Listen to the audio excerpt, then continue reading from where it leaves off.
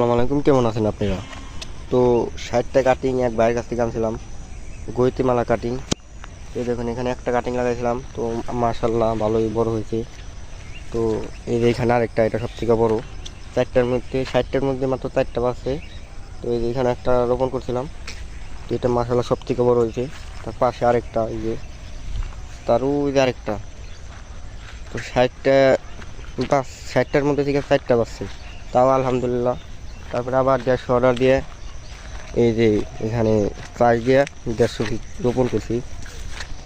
তো 2 দিন হয়ে গেছে রোপণ করছি। তো কয়েকটায় শাখা বের হয়েছে, এবার কতটায় শাখা বের হয় নাই। তো গতবার পানি এসে মরে গেছিলো, বৃষ্টি একটা না 8-9 দিন বৃষ্টি নামছে আমাদের এদিকে, তারপরে মরে গেছে। তারপরে দেখে নতুন করে বোনার পরে এই যে শাখা বের হয়েছে। তারপরে এই যে এটা বের হয়েছে মাশাল্লাহ। তো এখানে 150 পিস আছে। তার এই বাকি এটুকে ভুট্টা লাগাইছি।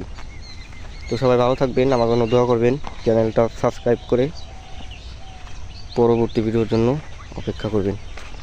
আল্লাহ হাফেজ।